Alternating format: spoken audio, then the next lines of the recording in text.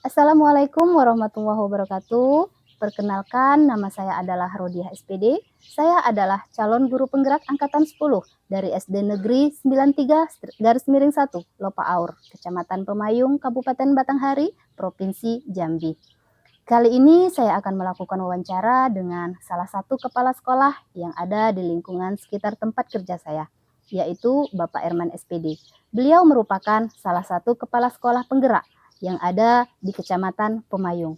Beliau juga merupakan kepala sekolah yang berasal dari guru penggerak.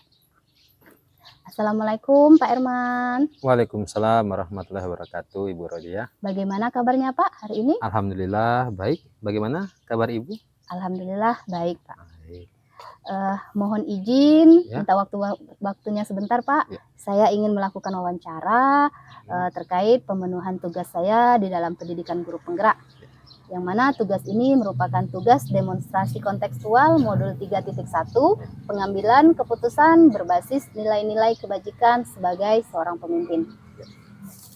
Adapun tujuan dari wawancara ini adalah untuk mendapatkan sebuah wacana tentang praktik pengambilan keputusan yang selama ini Bapak jalankan, terutama untuk kasus-kasus di mana nilai-nilai kebajikan saling bersinggungan, atau untuk kasus-kasus dilema etika atau bujukan moral.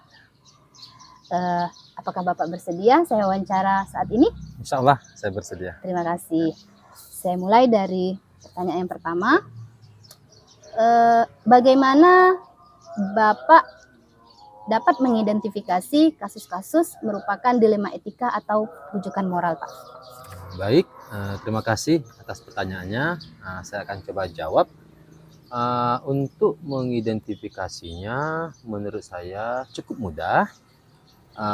Dikatakan bujukan moral jika kedua hal yang satu benar dan yang satu salah menurut hukum. Akan tetapi jika kedua-duanya benar, maka hal itu bisa dikatakan dengan dilema etika. Baik, jadi Bapak dalam mengidentifikasi kasus ini, Bapak melihat dulu apakah kasus ini merupakan benar dengan salah, itu merupakan ranah hukum gitu ya Pak? Ya, benar. Apabila kasus ini benar dengan benar, nah maka inilah yang dikatakan dilema etika. Saya lanjut pertanyaan berikutnya, bagaimana Bapak dalam menjalankan pengambilan keputusan di sekolah Bapak, terutama untuk kasus-kasus dilema etika atau bujukan moral ini Pak? Baik, sebelum saya mengambil keputusan, terlebih dahulu saya akan mengidentifikasi apa masalah yang terjadi. Kemudian melihat siapa saja yang terlibat di dalam masalah tersebut. Lalu mengumpulkan bukti-bukti dan bermusyawarah tentunya dengan semua pihak di sekolah. Dan seterusnya mengambil keputusan yang tepat dan adil bagi semuanya. Nah, tentunya keputusan yang saya ambil tadi sudah menjadi kesepakatan yang berasal dari warga sekolah.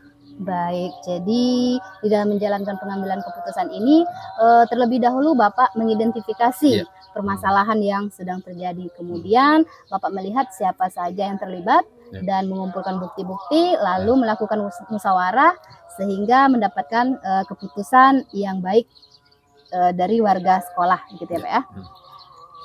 Saya lanjut, langkah-langkah atau prosedur seperti apa yang biasa Bapak lakukan selama ini Pak? Terkait langkah-langkah yang pernah dilakukan, pertama tentunya saya akan memanggil kedua belah pihak yang bermasalah untuk masing-masing menceritakan permasalahannya, sehingga saya jadi tahu inti dari permasalahan tersebut. Lalu bersama-sama berdiskusi untuk menemukan solusi yang terbaik untuk kedua belah pihak, sehingga nantinya keputusan yang akan saya ambil tidak akan merugikan pihak manapun atau menguntungkan pihak manapun. Baik, Jadi langkah-langkah atau prosedur yang selama ini Bapak ambil, Bapak lakukan, yaitu pertama kali Bapak memanggil kedua belah pihak, Ya. yang mana kedua belah pihak ini yang bermasalah, Bapak minta kedua belah pihaknya untuk menceritakan permasalahan yang sedang terjadi, kemudian Bapak melakukan diskusi bersama, Ya. sehingga mendapatkan suatu keputusan yang terbaik. Ya. Begitu. Saya lanjut pertanyaan berikutnya.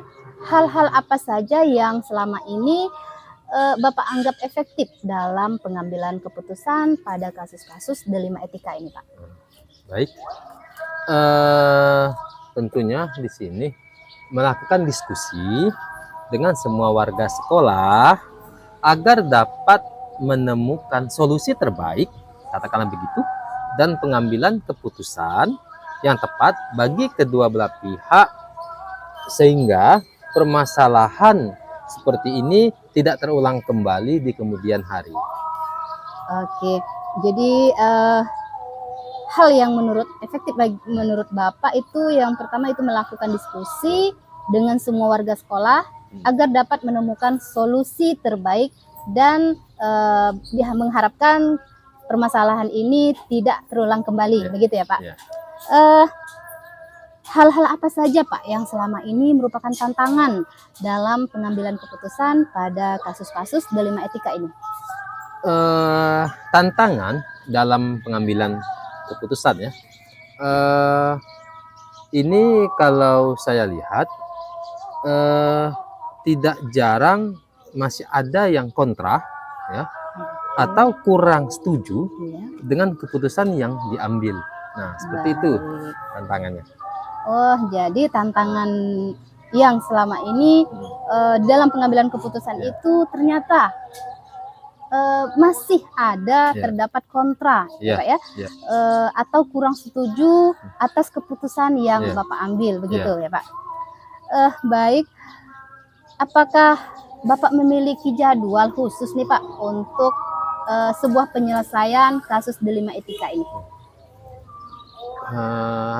Tentunya Ibu tidak ada jadwal khusus dalam hal ini karena sesama kita ketahui kita tidak bisa memprediksi kapan masalah akan terjadi, kan begitu?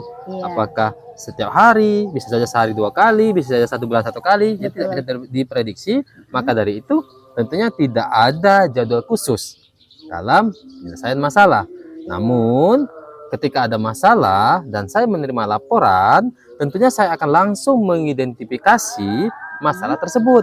Nah, dengan cara bagaimana? Memanggil pihak-pihak yang bermasalah, kemudian saya bermusyawarah dengan semua warga sekolah, dan setelah itu kemudian hasil dari musyawarah itu akan terbitlah sebuah keputusan. Baik, jadi tidak ada jadwal khusus ya Pak ya? Iya, karena suatu masalah itu tidak bisa kita prediksi. Bulan depan ada masalah atau tidak, itu tidak tahu gitu ya Pak. Baik Pak, ada tidak seseorang atau faktor-faktor yang selama ini mempermudah atau membantu Bapak dalam pengambilan keputusan pada kasus-kasus delima etika ini? Baik, tentunya ada. Siapa mereka? Mereka adalah semua warga sekolah yang terlibat di saat sedang berdiskusi. Mereka benar-benar membantu saya, sumbangsi, saran dari mereka, rujukan dari mereka, akhirnya merujuk pada suatu keputusan yang nantinya akan kita sampaikan terhadap masalah yang sedang dihadapi. Baik, jadi rekan-rekan guru begitu ya Pak ya? Iya, semua warga sekolah itu merupakan pendukung atau orang yang membantu Bapak dalam pengambilan keputusan ini. Nah, pertanyaan terakhir, dari semua hal yang sudah Bapak sampaikan tadi, kira-kira pembelajaran apa yang dapat Bapak petik dari pengalaman Bapak dalam mengambil keputusan pada kasus-kasus delima etika ini? Baik, dalam mengambil keputusan, kita harus melihat dari berbagai aspek atau berbagai sisi, bahkan dari sudut pandang yang lain. Jadi kita tidak bisa hanya melihat dari satu sisi saja. Nah, kenapa? Karena tidak semua yang kita anggap benar itu adalah baik. Seperti itu. Baik, jadi pembelajaran yang Bapak petik dari pengalaman Bapak yaitu di dalam pengambilan keputusan Bapak melihat dari berbagai aspek atau dari berbagai sudut pandang, begitu ya Pak ya? Karena tidak semua yang kita anggap benar itu adalah baik. Betul sekali. Wah, luar biasa atas pengalaman yang sudah Bapak sampaikan kepada saya hari ini. Semoga semuanya menjadikan pembelajaran untuk saya apabila nanti saya diamanahkan menjadi seorang pemimpin seperti Bapak. Oke Pak, sekali lagi saya ucapkan terima kasih banyak atas waktunya, atas pengalamannya. Sehat selalu dan sukses selalu buat Bapak. Saya tutup sampai di sini ya Pak. Saya Eri. Wassalamualaikum warahmatullahi wabarakatuh. Waalaikumsalam warahmatullahi wabarakatuh.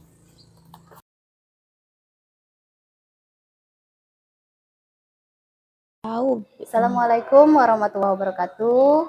Hari ini saya kembali melakukan wawancara dengan kepala sekolah yang ada di lingkungan sekitar tempat kerja saya, yaitu Ibu Hamelia Agustina SPD MPD. Beliau adalah kepala sekolah SD Negeri 114 _1 Pulau Betung, Kecamatan Pemayung, Kabupaten Batanghari, Provinsi Jambi. Assalamualaikum Bu Amel. Waalaikumsalam. Bagaimana kabarnya Bu hari ini? Alhamdulillah, kabar saya baik. Alhamdulillah. Iya. Ibu izin saya minta waktunya sebentar. Saya dari Guru Penggerak Angkatan 10 ingin melakukan wawancara terkait pemenuhan tugas saya sebagai di pendidikan guru penggerak, yaitu tugas demonstrasi kontekstual modul 3.1 pengambilan keputusan yang berbasis nilai-nilai kebajikan sebagai seorang pemimpin. Ya. Apakah Ibu bersedia saya wawancara hari ini? Ya, bersedia. Terima kasih. Adapun tujuan dari wawancara ini yaitu untuk mendapatkan sebuah wacana tentang praktik baik Ibu dalam menjalankan pengambilan keputusan sebagai seorang pemimpin, yang mana pengambilan keputusan ini berkaitan dengan kasus-kasus dilema etika atau bujukan moral. Ya. Saya langsung pertanyaan pertama ya Bu. Iya.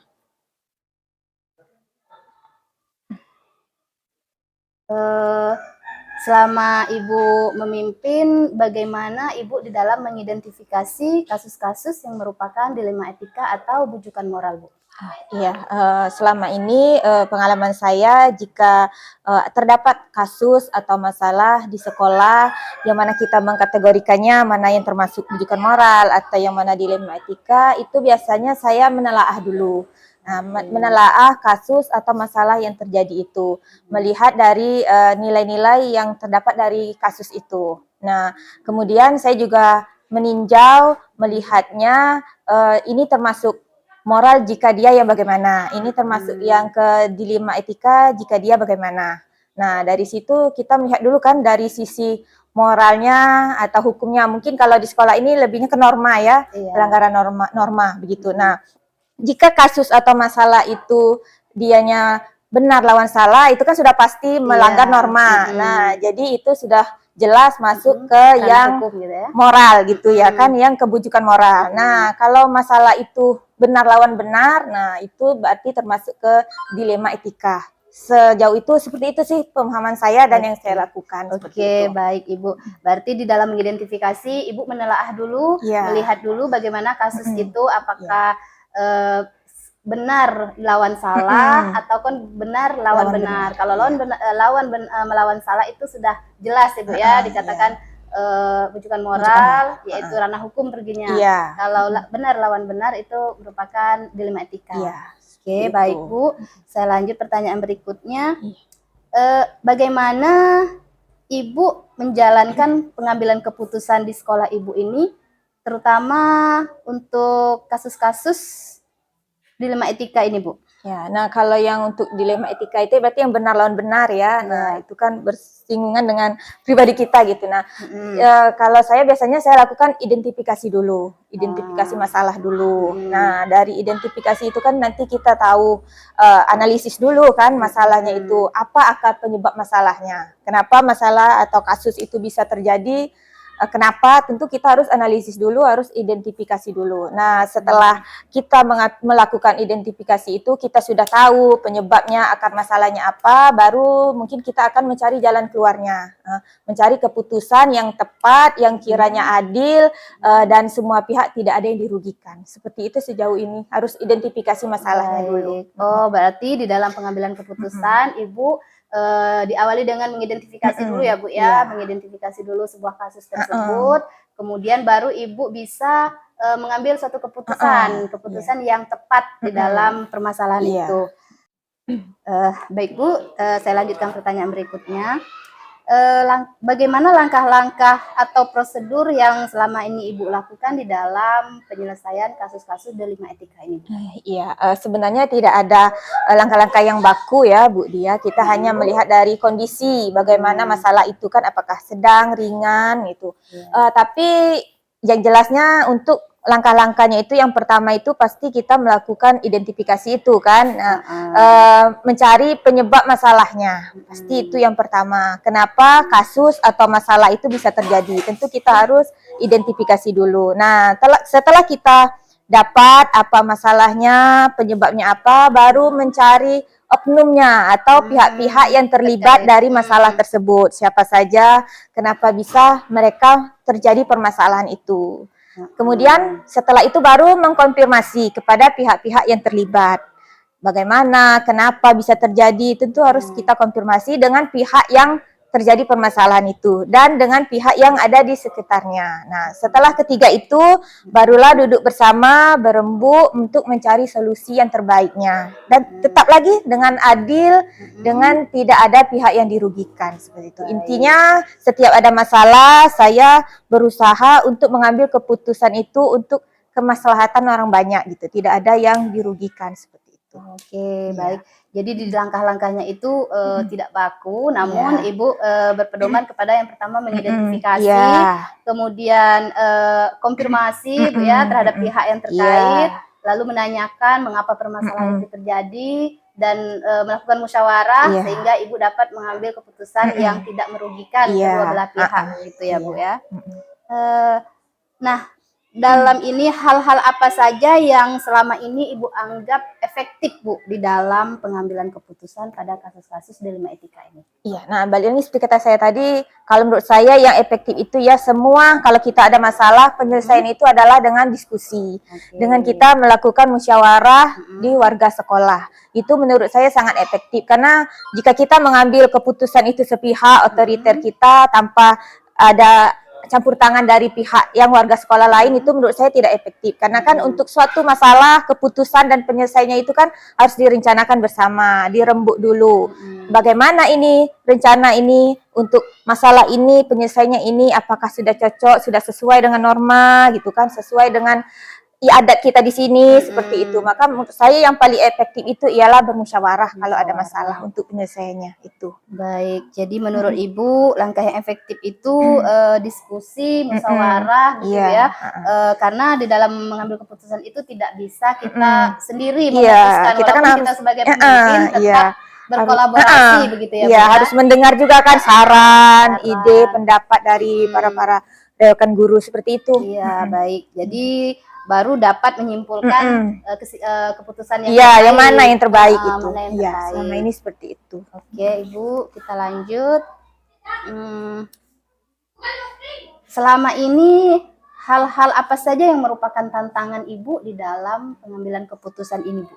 Ya, kalau tantangan itu mungkin yang lebih ke dilema etika gitu ya, benar lawan benar itu. Kadang kita hati kita mengatakan ini, tapi seharusnya lain gitu kan. Nah, itu maksudnya itu apalagi kalau penyelesaian itu berhubungan dengan diri kita sendiri. Nah, itu sih tantangannya bagi saya untuk bagaimana istilahnya itu mendamaikan hati gitu kan. Sebenarnya kita pengennya ini loh, cuman kan dia benar, yang ini benar, itu kadang kita ada sedikit apa ya, bertentangan dengan kata hati gitu. Cuman ya balik lagi ya itu tadi, kita kan harus berpikiran jernih dengan diskusi bersama, mencari penyelesaian yang terbaik. Nah, insya Allah itu bisa sih. Memang tantangannya itu yaitu yang berdamai dengan hati, berkaitan dengan hati, apalagi masalah itu berhubungannya dengan kita gitu. Baik, jadi tantangan itu Iya. apabila permasalahan itu berhubungan dengan diri kita sendiri, maka di dalam ibu mengambil keputusan itu di dalam mendamaikan hati, Iya gitu kan, membuang ego. iya, Ya, Bu, kita kan ya. tidak boleh egois gitu kan, kita juga harus memikirkan rekan guru kita, anak didik kita kan seperti itu. Pokoknya untuk warga sekolah Warga gitu. Nah, sekolah itu gitu ya, kadang. Bu, ya. Mm-mm. Oke. Nah, pertanyaan berikutnya, Bu, apakah Ibu memiliki jadwal tertentu atau tempat khusus atau prosedur tertentu di dalam penyelesaian kasus-kasus dilema etika ini, Bu, selama ini, Bu? Kalau selama ini sih tidak ada jadwal tertentu ya, cuman melihat dari kondisi masalahnya gitu, berat atau ringannya. Jika masalah itu sekiranya keputusan atau penyelesaiannya bisa diselesaikan hari itu juga, maka hari itu harus diselesaikan seperti itu. Tapi jika masalah itu sekiranya agak berat, butuh diskusi yang matang dengan warga sekolah untuk penyelesaiannya, mungkin dikasih waktu mungkin 3 hari atau seminggu seperti itu. Tapi tidak juga jauh dari itu tadi. Kita harus identifikasi masalahnya dulu, mencari pihak yang terlibat, nah kemudian mengkonfirmasi, baru diskusi penyelesaiannya. Seperti itu sih, tidak ada jadwal-jadwal khusus. Melihat dari masalahnya aja, kalau masalahnya ringan langsung aja diselesaikan, tapi kalau berat mungkin butuh beberapa hari. Seperti itu aja selama ini. Baik, jadi tidak ada jadwal khusus ya, Bu, ya, di dalam penyelesaian kasus karena tidak terduga juga ya, Bu, ya, yang namanya kasus itu tidak bisa memprediksi. Apabila kasusnya itu mendesak harus diselesaikan, diselesaikan. Apabila berat ya mungkin menunggu musyawarah tadi. Iya. Ya. Baik, Ibu. Kemudian, Bu, ada tidak seseorang atau faktor-faktor yang selama ini mempermudah Ibu atau membantu Ibu di dalam penyelesaian kasus-kasus seperti ini, Bu? Iya, tentunya warga sekolah, tentunya kan, guru, stakeholder, tenaga pendidik, siswa juga kan itu, orang tua dan masyarakat mungkin seperti itu. Yang jelas yang membantu itu ya warga sekolah. Karena kan kita harus bermusyawarah, berdiskusi gitu. Oh, jadi yang selama ini membantu itu warga sekolah umumnya, Bu, Iya. ya? Karena di dalam warga sekolah itu udah semuanya mencakup gitu. Iya. Pertanyaan terakhir, Bu. Dari semua hal yang Ibu sampaikan tadi nih, pembelajaran apa yang dapat Ibu petik dari pengalaman Ibu di dalam pengambilan keputusan pada kasus-kasus dilema etika? Iya, untuk kasus dilema etika ini ya memang benar lawan benar ini kan memang kita susah gitu kan. Cuman pelajaran yang saya dapat itu selama ini jika ada masalah mengenai dilema etika di sekolah, yaitu kita mengambil keputusan itu tidak bisa dari diri kita sendiri. Tidak juga kita mengedepankan ego kita. Mengedepankan ego itu tidak boleh. Makanya ya memang itu tadi, setiap ada masalah itu haruslah dengan musyawarah untuk mencapai mufakat. Karena kan hasilnya untuk kita bersama, seperti itu. Yang pelajaran yang saya dapat itu, kita tidak boleh menurut aja karena kita pimpinan ini. Nah, jadi bawah kita harus begini, kita harus begini, tidak. Nah, kita harus mendengar juga, bermusyawarah juga, mendengar pendapat arahan dari rekan guru juga. Kadang rekan guru lebih itu, kadang kan pengalamannya juga lebih jauh dari kita, seperti itu dalam penyelesaian masalah. Apalagi kalau ke anak didik kan, karena kan rekan guru yang lebih dekat dengan anak-anak. Jadi mereka lebih tahu. Ya itulah, tidak boleh mengedepankan ego kita, tidak boleh memaksakan apa yang pendapat kita, semua harus dilakukan dengan musyawarah. Itu yang saya dapat selama ini. Baik, Bu. Jadi pembelajaran yang Ibu petik selama ini dalam pengambilan keputusan itu intinya harus musyawarah, Bu, ya, dengan seluruh warga sekolah.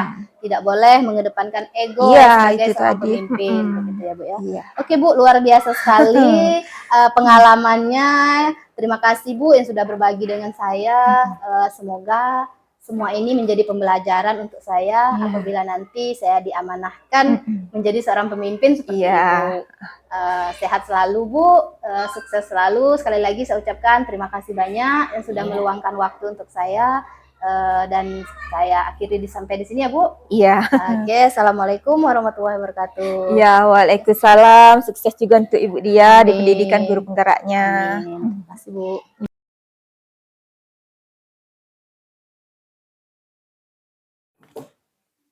Assalamualaikum warahmatullahi wabarakatuh. Waalaikumsalam warahmatullahi wabarakatuh. Hari ini saya kembali melakukan wawancara dengan kepala sekolah yang berada di lingkungan sekitar tempat kerja saya, yaitu Bapak Zaki Hambani SPD.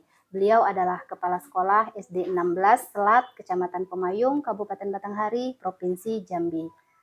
Assalamualaikum, Pak. Waalaikumsalam warahmatullahi wabarakatuh. Bagaimana kabar Bapak hari ini? Alhamdulillah sehat, Bu Dia. Alhamdulillah.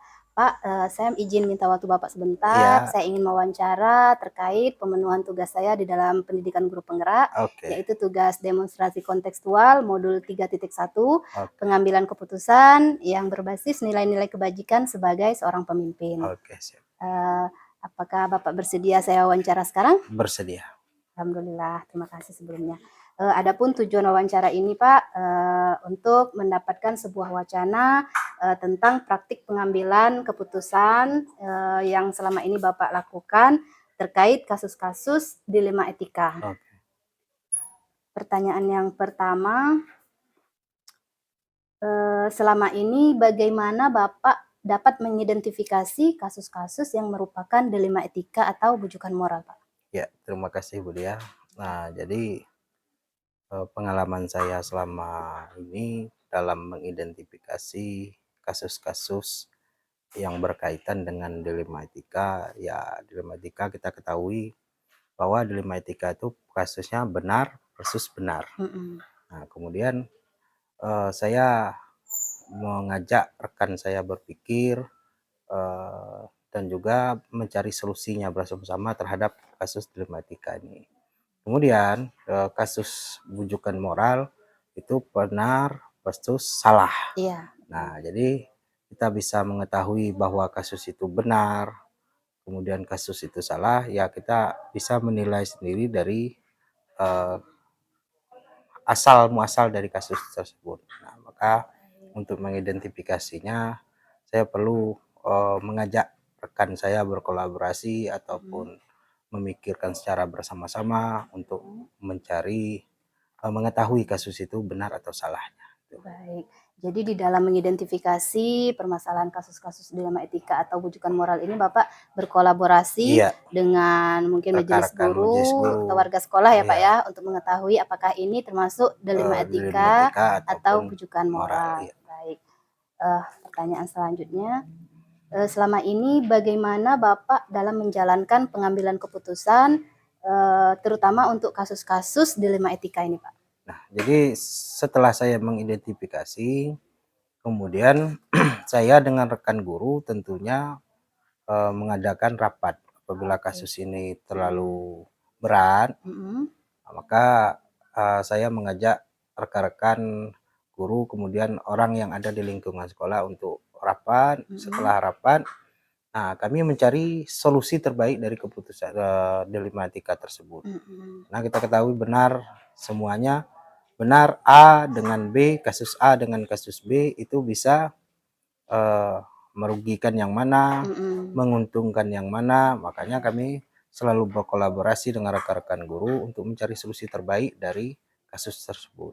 Baik, Nah, jadi pengambilan keputusan yang selama ini Bapak jalankan ya, ini lebih mengutamakan kolaborasi kolaborasi. gitu ya Pak ya dengan warga sekolah Ya, dengan cara mengadakan rapat ya. sehingga mendapatkan hasil keputusan yang terbaik Oke. untuk permasalahan.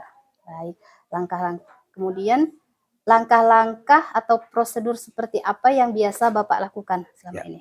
Apabila saya menemukan kasus, saya itu biasanya langsung memanggil apakah yang berkasus itu murid, maka saya akan memanggil langsung muridnya.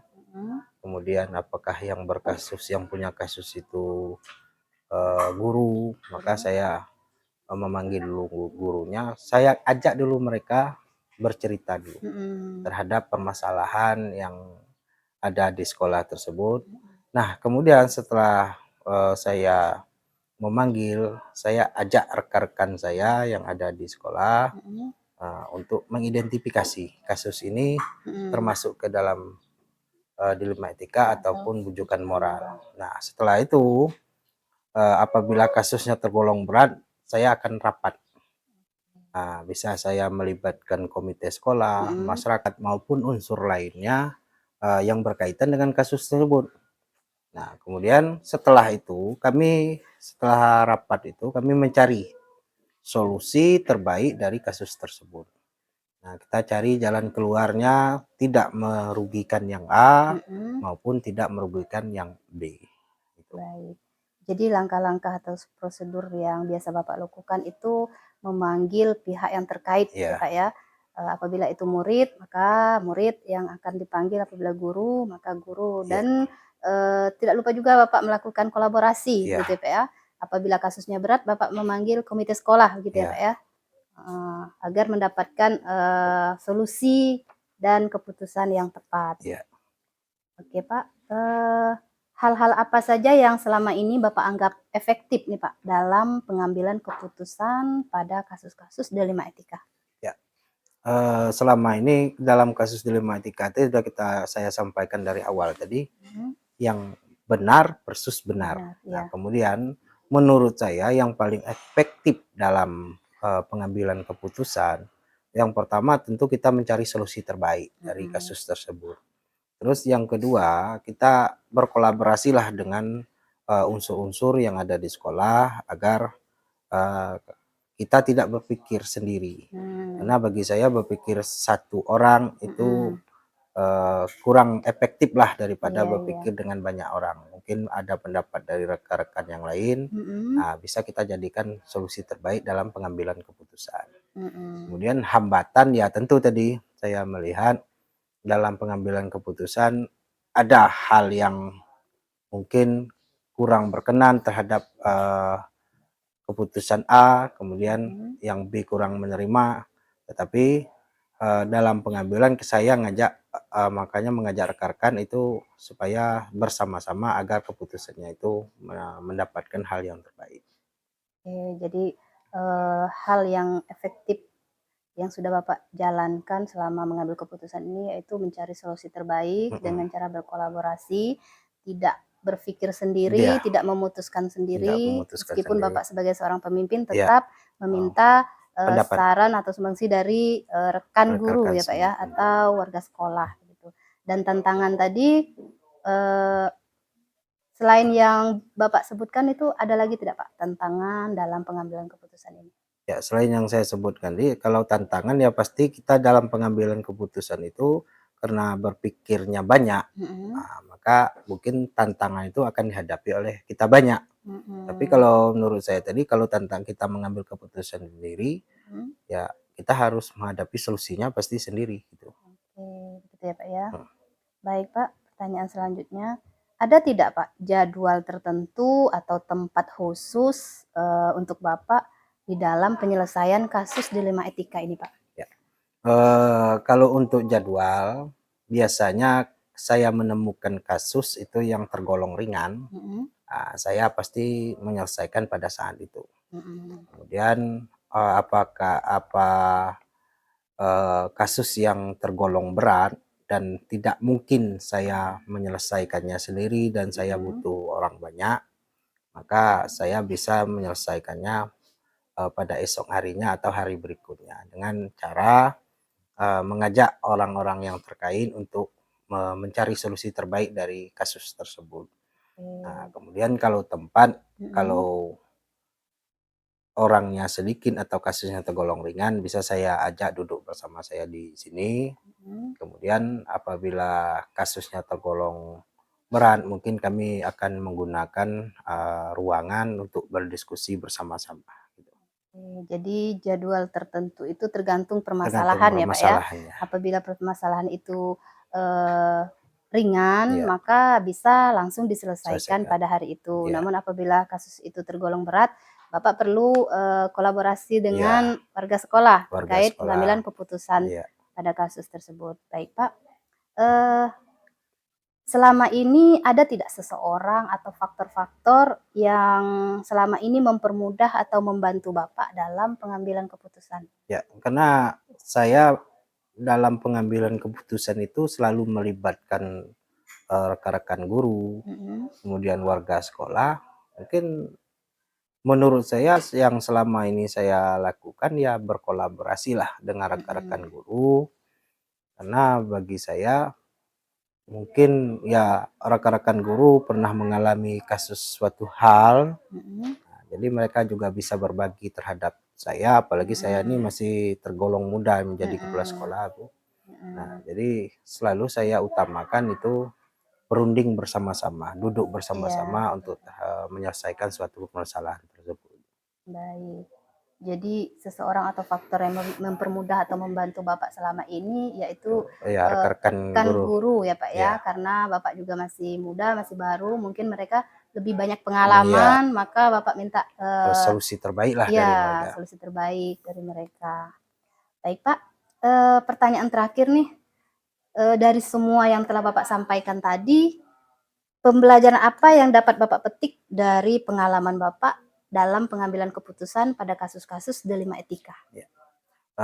Pengalaman yang paling berkesan lah bagi saya dalam pengambilan keputusan yang terkait dilema etika itu Budiah, yang pertama, apabila kita menemui suatu kasus, ya kita jangan terburu-buru lah dalam mengambil keputusan.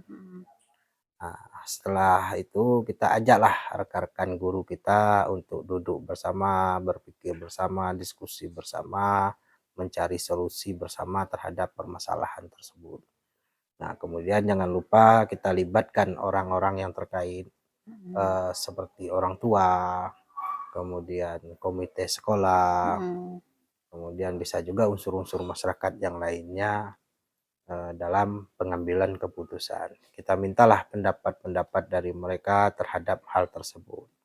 Nah, jadi dengan adanya kita berpikir banyak orang, maka akan menemukan solusi terbaiklah dari keputusan tersebut. Kemudian yang terakhir, kita sebagai pemimpin, kita tidak perlu terlalu gegabah ataupun egois lah dalam mengambil keputusan. Kita serahkanlah keputusan itu kepada orang banyak supaya kita bertanggung jawabnya juga banyak orang. Kalau kita hanya mengambil keputusan sendiri, ya mungkin kita hanya bertanggung jawab sendiri terhadap kasus-kasus dilema etika tersebut. Baik. Jadi pembelajaran yang dapat Bapak petik dari pengalaman selama ini Ya, yaitu di dalam mengambil keputusan itu tidak boleh gegabah, ya, jangan terburu-buru gitu ya Pak ya. ya, Terus juga kita harus melibatkan semua yang ada di sekolah, warga sekolah ataupun stakeholder yang ya, ada agar pengambilan keputusan ini dapat menghasilkan yang terbaik ya, bagi kedua belah pihak yang sedang ya, bermasalah ya, gitu ya Pak ya. ya. Alhamdulillah luar biasa sekali Pak Ya. atas pengalaman Bapak, atas semua yang sudah Bapak berikan Ya. kepada saya hari ini. Terima kasih. Saya ucapkan kepada Bapak sehat selalu, sukses Amin. terus ke depannya. Amin. Semoga apa yang sudah Bapak sampaikan kepada saya tadi menjadi pembelajaran untuk saya apabila nanti diamanahkan untuk menjadi seorang pemimpin seperti Bapak. Oke, siap. Terima Nah, kasih. saya tutup sampai di sini ya Pak. Ya. Sekali lagi terima kasih. Wassalamualaikum warahmatullahi wabarakatuh. Waalaikumsalam warahmatullahi